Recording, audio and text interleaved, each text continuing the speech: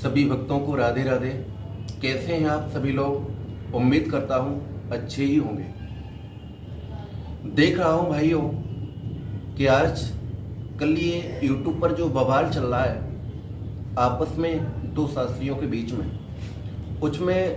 कुछ लोग और भी छोटे छोटे शास्त्री निकल करके आ रहे हैं, जैसे कि शिष्य वगैरह हैं। तो उनमें मनीष जी और राजेश जी, ये दोनों बीच में निकल करके आए, आपस में भिड़ गए। जय श्री राम। और इस तरीका से भिड़ गए हैं जिस तरीका से आपने देखा होगा कि आपस में दो चिड़ियां आपस में भिड़ जाती हैं, उस तरीका से।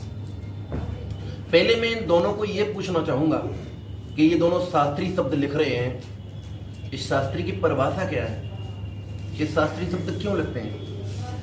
लेकिन मैं ही बता देता हूं, शास्त्री लिखने की आपकी औकात नहीं है, क्योंकि शास्त्री शब्द तो वही लिख सकता है जिसने संस्कृत से डिग्री की हो, जिसने गोकुल से अध्ययन किया हो, जिससे पूर्ण शास्त्र का ज्ञान हो और इधर जाति से ब्राह्मण हो, पंडित हो, वही शास्त्री शब्द लिख सकता है।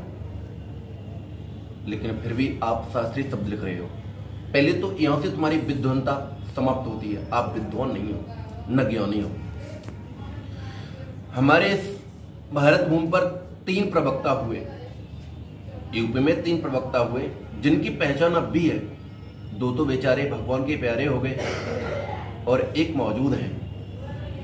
उन तीनों मूर्तियों को मैं नमन करता हूं। जान रहे होंगे मैं किसकी बात कर रहा हूं।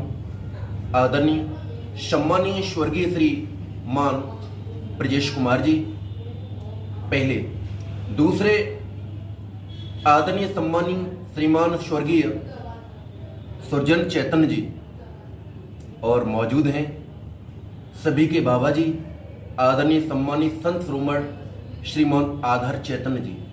इन तीनों ने अपने नाम के पीछे शास्त्री शब्द नहीं लिखा, क्योंकि ये विद्वान थे, इन्हें ज्ञान था। आधार चैतन्य जी हमारे बाबा जी हैं, वो भी इस बवाल में सामने निकल कर आते, लेकिन नहीं, क्योंकि वो विद्वान है, जानते हैं कि ये विद्वान की पहचान नहीं है। तो मैं यही कहना चाहूंगा कि ये जो आपस में बवाल एक दूसरे को ये प्रश्न कर रहे हैं, एक दूसरा उत्तर देता है तो दूसरा प्रश्न करता है, लेकिन जो भी उत्तर दिए जा रहे हैं मैं देखता हूं तो मैं सुनता हूं, लेकिन मेरी तरफ से सारे गलत हैं। ये वैभव पुराण क्या है? जो रियल में हमारे पढ़ने योग्य है वो है गीता, वेद व्यास जी की। वेद व्यास जी की गीता से चलिए, आप उससे प्रश्न करिए, उससे उत्तर कीजिए, फिर भी ठीक है। लेकिन मैं देख रहा हूं कोई किसी पुराण से बोल रहा है, कोई किसी पुराण से बोल रहा है, लेकिन सारे उत्तर प्रश्न ही गलत जा रहे हैं। लेकिन फिर भी मैं इन दोनों के लिए नहीं, बल्कि जो भी बोल रहे हैं इन सभी के लिए 5 प्रश्न करना चाहूंगा। पहला प्रश्न है महाभारत सम्राट जो लिख रहे हैं कि मैं महाभारत सम्राट हूं, कि महाभारत सम्राट का शिष्य हूं। इन सभी के लिए पहला प्रश्न कर रहा हूं कि दुर्योधन किसका पुत्र था, यानी दुर्योधन किसका पुत्र था। दूसरा प्रश्न है कुंती जब कर्ण से बाण मांगने गई तो कर्ण ने कुंती को कितने बाण दिए, और कर्ण के पास जो कवच था वो कवच कहां से आया, और कवच होता क्या है। और तीसरा प्रश्न है शिवरी पूर्व जन्म में कौन थी? जो भगवान श्री राम ने शिवरी के झूठे बेर खाए, वो शिवरी पूर्व जन्म में कौन थी। चौथा प्रश्न है जो पारस जी, जो पुष्पेंद्र पारस लिख रहे हैं, पारस क्यों लिख रहे हैं वो तो उन्हीं को मालूम होगा कि पारस वंश से पैदा हुए, कहां से पारस शब्द आया।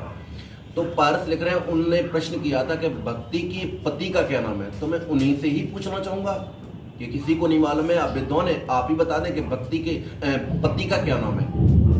क्लब डालें, उसमें बताएं, समझाएं किस प्रमाण से दे रहे हो कि भक्ति के पति का क्या नाम है।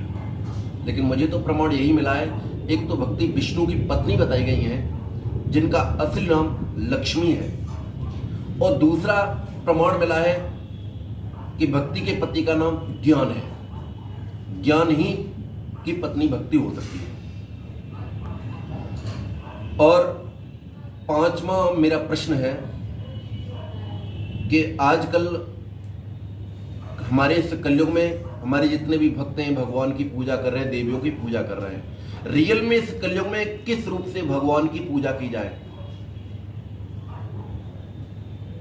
भगवान विष्णु, कृष्ण, राधा, दुर्गा, काली, यानी किसके रूप से भगवान की पूजा की जाए जिससे प्राणी का उद्धार हो, उसकी आत्मा को शांति मिले, संतुष्टि मिले? बस यही मेरे 5 प्रश्न हैं। इन प्रश्नों के उत्तर दे दो आप लोग, महान कृपा होगी। बस इसी के साथ मैं अपनी बॉडी को विराम करना चाहूंगा। जय श्री राधे, जय श्री कृष्ण।